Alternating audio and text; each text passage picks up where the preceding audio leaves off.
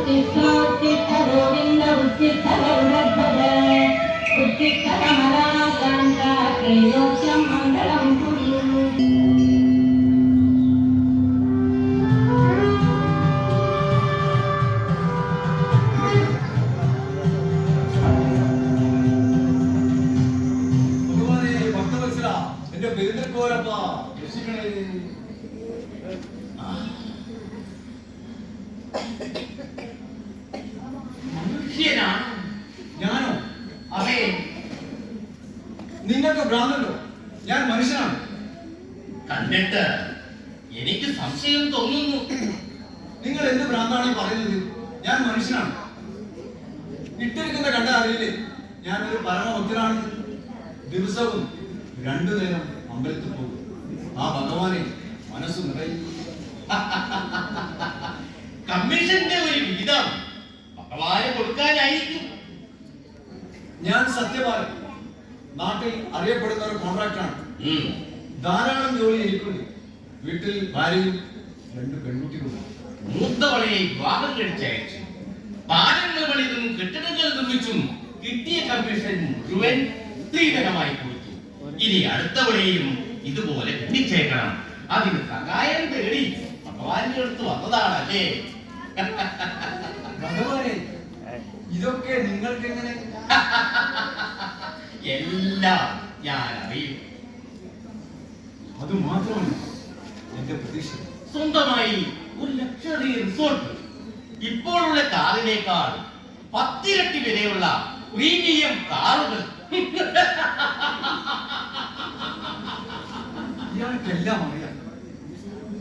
പോലീസോ വിദേശോ മറ്റോ ആണെങ്കിലും ഇവിടെ നിന്ന് രക്ഷപ്പെട്ട ഭഗവാനെ, ഭക്തവത്സല, എന്റെ പേര്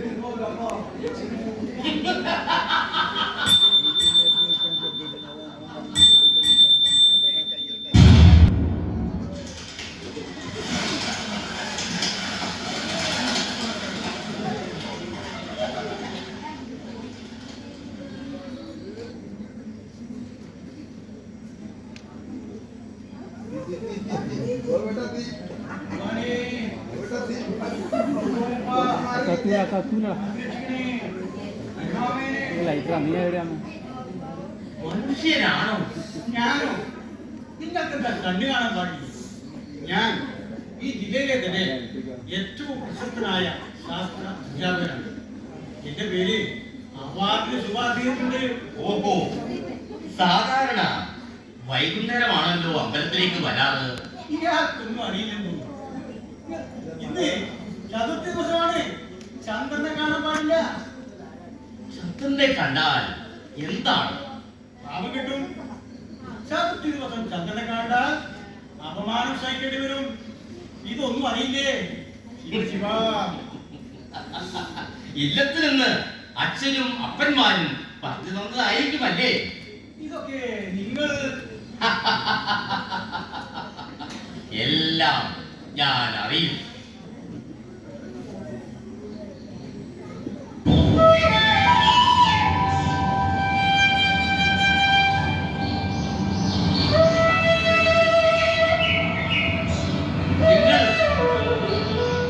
നിങ്ങൾ ഒരു ശാസ്ത്ര അധ്യാപകനല്ലേ? ശാസ്ത്രജ്ഞനല്ല. ഈ ജില്ലയിലെന്നല്ല, സംസ്ഥാനത്തിന്റെ അത് അധ്യാപകനില്ല. അറിയോ, ശാസ്ത്രത്തെ പറ്റി അത്ര അഗാധമായി ഞാൻ പഠിപ്പിച്ചിട്ടുണ്ട്. ഉം.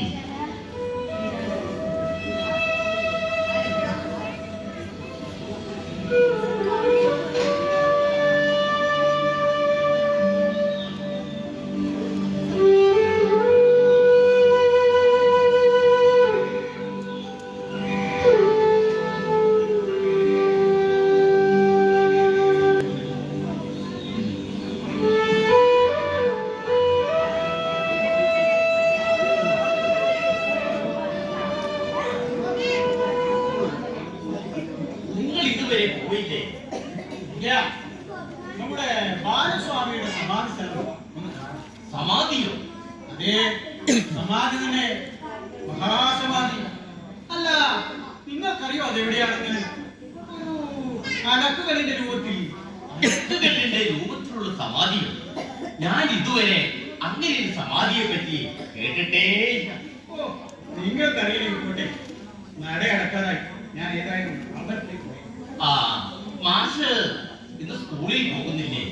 ഇല്ല, ഇന്ന് വളരെ നേരത്തെ ഭക്ഷണം കഴിച്ചു. വീടിന്റെ വാതിലും ജനലും എല്ലാം അടച്ച് അതിനുള്ളിൽ തന്നെ ഇരിക്കും. ചതുർത്ഥി ദിവസം ചന്ദ്രനെ കാണാൻ പാടില്ലല്ലോ അല്ലേ? ഈ പ്രാർത്ഥനയോട് സംസാരിക്കുന്നത് ഞാൻ എന്റെ വിധി. ഭഗവാനെ തിരുക്കോരപ്പ കാത്തുരക്ഷിക്കണേ, കർത്താവേ.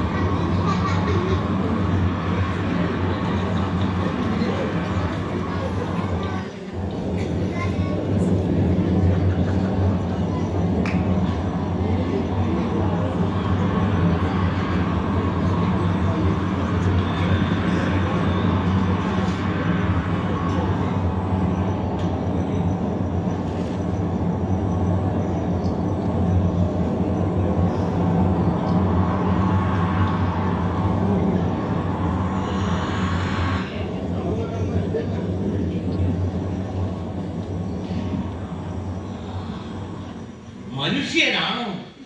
അതെ, മനുഷ്യനാണ്.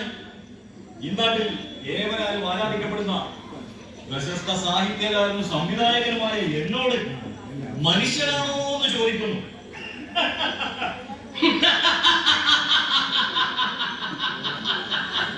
സാഹിത്യകാരനോ? അതിനെന്താ തെളിവ്? തെളിവോ? എടോ, എനിക്ക് ഒരു പ്രാവശ്യം ദേശീയ അവാർഡും 2 തവണ അന്തർദേശീയ അവാർഡും ലഭിച്ചിട്ടുണ്ട്. അതുകൊണ്ട് മാത്രമല്ല, എന്റെ ഈ അടുത്തിറങ്ങിയ സിനിമ ഓസ്കാറിന് വരെ പരിഗണിച്ചിട്ടുണ്ട്. അതുകൊണ്ട് എന്തത്രയും മികച്ച ഒരു സംവിധായകൻ ഈ സംസ്ഥാനത്ത് തന്നെ പറഞ്ഞിട്ടായില്ല. വേറെ ഉണ്ടെങ്കിൽ അയാൾ ഈ ഭൂമുഖത്തേ ഉണ്ടാവില്ല.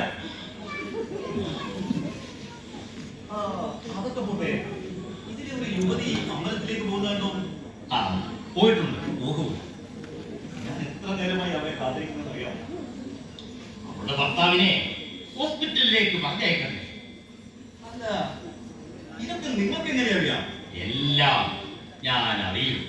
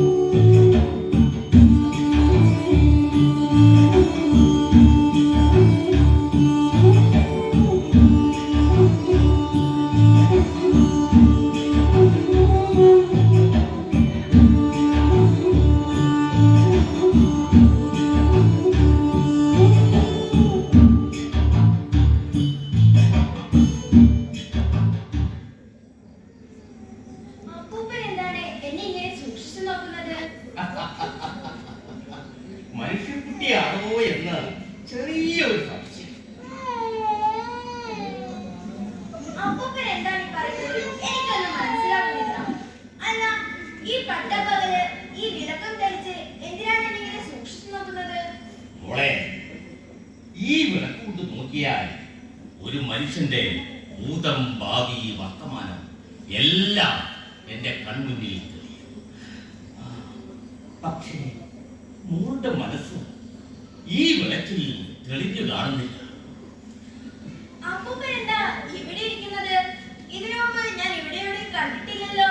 കണ്ടിട്ടുണ്ടാകാം, പക്ഷേ മനസ്സിലായിട്ടുണ്ടാവില്ല. ആട്ടെ, മോൾ എങ്ങോട്ട് പോകുന്നു? ഈ അപ്പൂപ്പന്റെ ഒരു കാര്യം, വേഷം കണ്ടാൽ അറിയില്ലേ അമ്പലത്തിലേക്കാണെന്ന്? അമ്പലത്തിൽ പോകുന്നത് എന്തിനാണ്? ഭഗവാനെ കാണാൻ. ആ പെരും തൃക്കോവിലൊക്കെ തൊഴാൻ ഞാൻ നിത്യവും അമ്പലത്തിൽ പോകാറുണ്ട്. ഭഗവാനെ പ്രാർത്ഥിക്കുന്നത് എന്തിനാണ്? ഈ അപ്പൂപ്പൻ ഒന്നും അറിയില്ല. ഭഗവാനെ പ്രാർത്ഥിച്ചാൽ ധാരാളം മാർക്ക് കിട്ടും. ഫുൾ എപ്ലസോടെ പാസ്സാകും. അതെന്തിനാണ്? നല്ല മാർക്ക് കിട്ടിയിട്ട് വേണം കോളേജിൽ ചേരാൻ. എന്നിട്ട് MBBS എടുത്ത് ഒരു ഡോക്ടർ ആകണം. മോളുടെ ആഗ്രഹം നല്ലത് തന്നെ. അങ്ങനെ ഡോക്ടറായി ഈ ഗ്രാമത്തിലെ നിർധനരായ ജനങ്ങൾക്ക് നല്ല ചികിത്സ കൊടുക്കണം. അതിനൊന്നും എന്നെ കിട്ടില്ല. ഈ ഗ്രാമത്തിൽ ഇരിക്കാനല്ല ഞാൻ പഠിച്ച് ഡോക്ടർ ആകുന്നത്. വിദേശത്ത് പോയി ഉപരിപഠനം നടത്തി അവിടെ തന്നെ ഒരു ഡോക്ടറായി ഒരുപാട് കാശ് ഉണ്ടാക്കണം. പിന്നെ ഞാൻ ഈ നാട്ടിലേക്കില്ല. ഇതാണോ വളരുന്ന തലമുറ? കഷ്ടം. മോളെ, നിങ്ങൾ എല്ലാവരും ഈ നാട് ഉപേക്ഷിച്ച് പോയാൽ ഈ നാട് എന്നെ പോലുള്ള വൃദ്ധന്മാരുടെ മാത്രമാകും. പിന്നീട് ഈ നാട് നശിക്കും. ഈ നാട് നശിക്കും. ഈ അപ്പൂപ്പനെ ഭ്രാന്താ. ഞാൻ പോകുന്നു.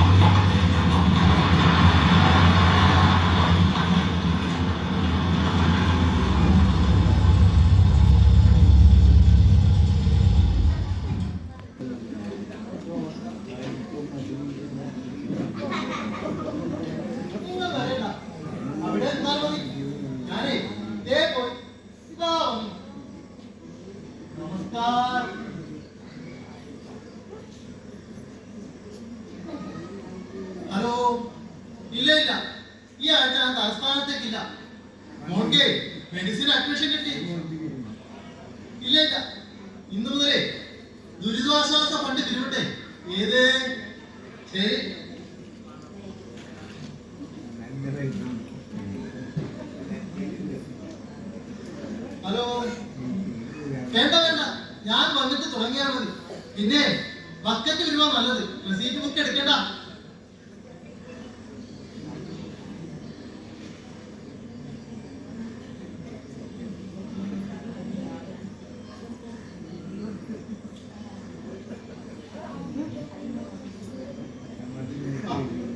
താൻ ഇവിടെ ഉണ്ടായിരുന്നു. തന്നെ ഞാനൊന്ന് കാണണമെന്ന് വിചാരിച്ചിരിക്കുകയായിരുന്നു. ശ്രീധരേട്ടനോട് ഞാനങ്ങ് വീട്ടിലെത്തിക്കില്ലേ? എത്തിക്കണമല്ലോ. തന്റെ ഓരോ വർക്കിലും ഞാനങ്ങ് കാൽപ്പത്തെടുക്കുന്ന റിസ്ക് ചെറുതൊന്നുമല്ല. അതിനുള്ള നന്ദി എന്നും ഉണ്ടാവും. നന്ദിയൊന്നും വേണ്ട. ഇതുണ്ടായാൽ മതി. കഴിഞ്ഞ മഴയ്ക്ക് താൻ പണിത ഹോസ്പിറ്റൽ കെട്ടിട സ്ഥാപനത്തിൽ എത്ര പേരാ മരിച്ചതെന്ന് ഓർമ്മയുണ്ടല്ലോ. ശ്രീധരേട്ട, അതൊക്കെ പിന്നെ പറയാം. അവിടെ ഒരാൾ ഇരിക്കുന്നു. ആളത്ര ശരിയല്ല. കുഴപ്പമില്ലെന്നേ. ആയിക്കോട്ടെ, എനിക്ക് ഇത്തിരി തിരക്കുള്ള ദിവസമാണ്. ഹോസ്പിറ്റൽ കെട്ടിടം താഴ്ന്നതിന്റെ ദുരിതാശ്വാസ ഫണ്ട് വരുന്നുണ്ടേ. ഇത് കാണണം. ശ്രീധരേട്ട, കഴിഞ്ഞ ദിവസം നിങ്ങൾ ആ കവലയിൽ വെച്ച് മദ്യവർജനത്തെ പറ്റി ഘോരഘോരം സംസാരിക്കുന്നത് കണ്ടു. എന്നിട്ടാണോ നിങ്ങൾ ഇപ്പോൾ എന്നോട് മദ്യം വാങ്ങാൻ പറഞ്ഞത്? നമ്മൾ രാഷ്ട്രീയക്കാർ അവിടെ ഒന്ന് പറയും, ഇവിടെ മറ്റൊന്ന് ചെയ്യും. ജനിച്ചാലും മരിച്ചാലും കല്യാണത്തിനും കയറി താമസം ഇതില്ലാതെ എന്ത് ആഘോഷം? രാഷ്ട്രീയക്കാർക്ക് എന്ത് വാങ്ങാലോ. ശ്രീധരേട്ട, കഴിഞ്ഞ ദിവസം നിങ്ങൾ ആ തെക്കേതിലെ ശാന്തയുമായി ഒരു ചുറ്റിക്കളിയുള്ള കാര്യം നാട്ടിലൊക്കെ പറഞ്ഞു. ഇതിത്ര വേഗം നാട്ടുപാട്ടായി എന്നെ കുറിച്ച് അപവാദം പറഞ്ഞിട്ടില്ല. പിന്നെ കാണണം. കാണാം. എന്നാ മറക്കൂല. നമസ്കാരം.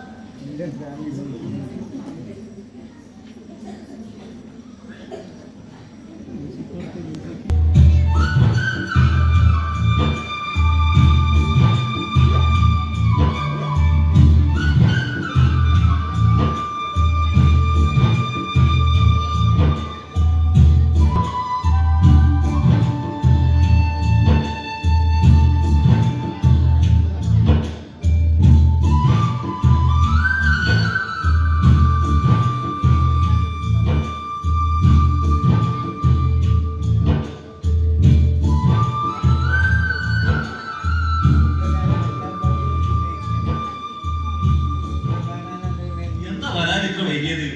ഞാൻ എത്ര നേരമായി കാത്തിരിക്കുന്നു. അത് മോഹൻ തിരക്കുള്ള ഒരു ഡോക്ടറല്ലേ, ഹോസ്പിറ്റലിലേക്ക് പറഞ്ഞേക്കാതെ എനിക്ക് എങ്ങനെ ഇവിടെ വരാൻ പറ്റൂ?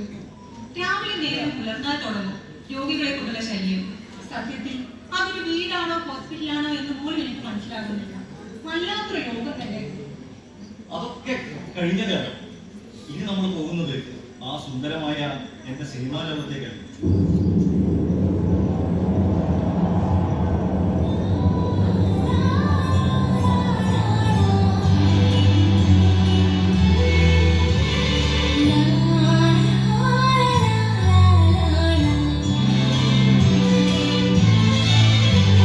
Thank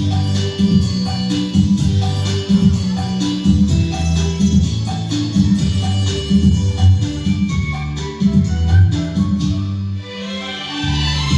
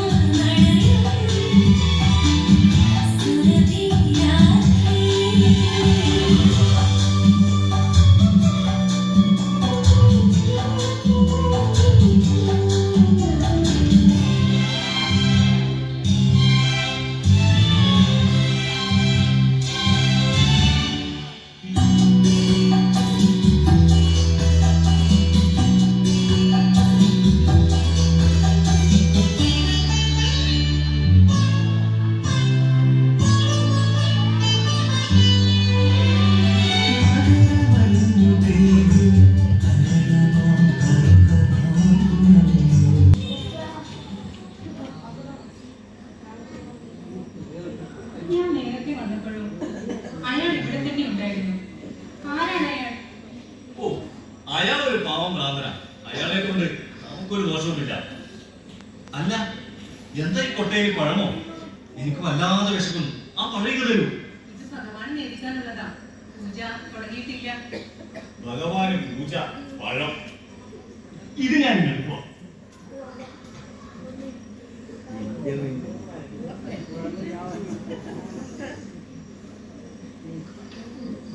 ഞാനിനി എങ്ങനെ ഭഗവാനെ നേരിക്കും? വാ, നമുക്ക് അമ്പലത്തിനകത്തേക്ക് പോകാം. അയാൾ നമ്മളെ വല്ലാതെ ശ്രദ്ധിക്കുന്ന പോലെ. ആ ശരി. അല്ല, ഞാൻ കുളിച്ചിട്ട് 2 ദിവസമായി. അതൊക്കെ സാരമില്ലെന്നേ. നിങ്ങൾ വലിയ സിനിമാക്കാരല്ലേ, എപ്പോഴും കുളിക്കാനൊന്നും സമയം കിട്ടാറില്ലെന്ന് ഭഗവാന് തന്നെ അറിയാം. വാ, നമുക്ക് പോകാം. എന്നാ ശരി.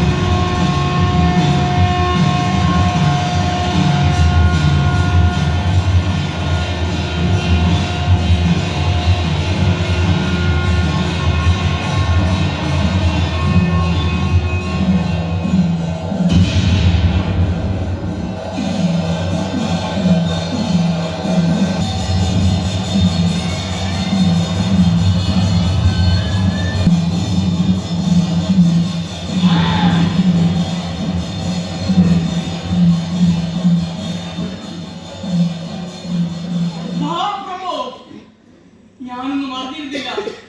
എന്നോട് ക്ഷമിച്ചാലും.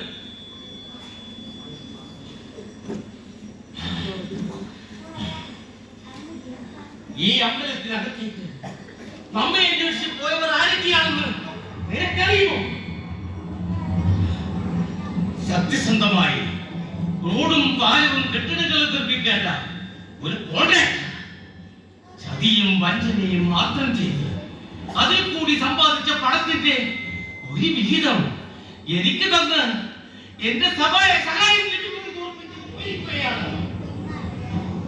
ചന്ദ്രഗോളത്തിന്റെ പ്രകാശമേൽക്കുന്നത് പോലും പാപമാണെന്ന് വിശ്വസിക്കുന്ന ശാസ്ത്ര അധ്യാപകരുടെ കൈകളിലാണ് ഇവിടത്തെ തലമുറ.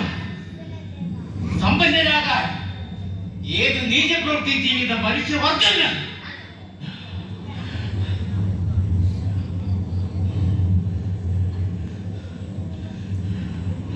സ്വന്തം നിലനിൽപ്പിന് വേണ്ടി ആരെയും വകവരുത്താൻ മടിയില്ലാത്ത മയക്കുമരുന്നിന് അടിമയായ ആ സാഹിത്യകാരൻ അന്യന്റെ ഭാര്യയായ കാമുകി മൊത്തം തല്ലിപ്പിക്കാൻ എന്റെ തട്ടകമെടുത്തു പോയിരിക്കുകയാണ്.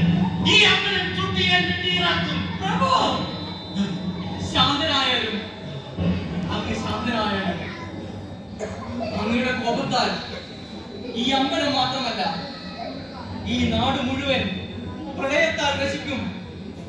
ഭൂമി രണ്ടാൽ പിളരും. ജനങ്ങൾ രോഗങ്ങളാൽ മരണപ്പെടും. വീടുകൾ അനാഥമാകും. ശാന്തനായാലും അങ്ങ് ശാന്തനായാലും നശിക്കട്ടെ, സർവവും നശിക്കട്ടെ. പ്രഭു, അങ്ങേ ഞാൻ പുതിയൊരു സ്ഥലത്ത് പ്രതിഷ്ഠിക്കാം. വീണ്ടും നീ നമ്മെ രക്ഷിക്കുകയാണ്. ഒരിക്കലുമല്ല. ആ കാണുന്ന മരനിരകൾക്കപ്പുറം വിശാലവും സുന്ദരവുമായ ഒരു ഗ്രാമമുണ്ട്. കാർഷിക ജീവിതം സംസ്കാരമാക്കിയ അവർ അധ്വാനിക്കുന്നവരും വിദ്യാസമ്പന്നരുമാണ്. മാത്രവുമല്ല, പരസ്പര സ്നേഹവും വിശ്വാസവും കൈമുതലാക്കി അവരൊരിക്കലും തെറ്റായ മാർഗം സ്വീകരിക്കില്ല. ഒരു പ്രഭു, അങ്ങേ ഞാൻ അവിടെ പ്രതിഷ്ഠിക്കാം. കലിയുഗത്തിന്റെ പ്രഭാവത്തിൽ ജനങ്ങൾ തെറ്റുകളിൽ നിന്നും തെറ്റുകളിലേക്ക് പോയിക്കൊണ്ടേയിരിക്കും. ദേവാലയങ്ങൾ പാപം ഇറക്കി വെക്കാൻ മാത്രമുള്ള സ്ഥലങ്ങളായി മാറും. ഏതൊരു കാര്യത്തിലും തൃപ്തി വരാതെ ജനങ്ങൾ ഹൃദയശൂന്യരായി മാറും.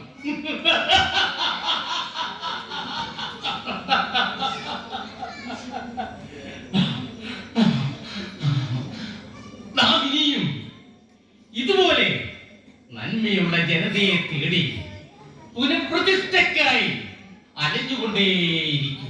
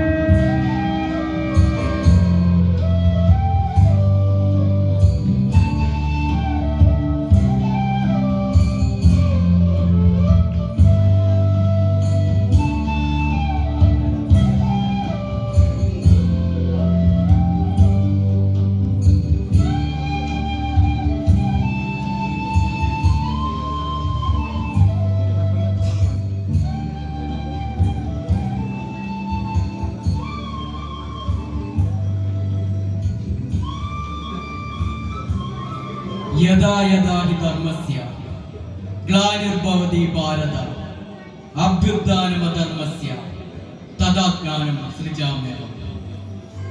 എപ്പോഴെപ്പോൾ ധർമ്മം നശിക്കുന്നുവോ, എപ്പോഴെപ്പോൾ അധർമ്മം തലപൊക്കുന്നുവോ, അപ്പോഴെല്ലാം നാം ജന്മം കൈക്കൊള്ളുന്നു.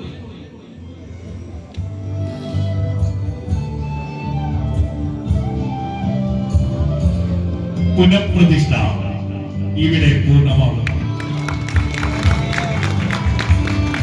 ഈ നാടകം കണ്ട് ആസ്വദിച്ച പ്രിയപ്പെട്ട സ്നേഹം നിറഞ്ഞ എല്ലാ ഭക്തജനങ്ങൾക്കും പരിപ്പായി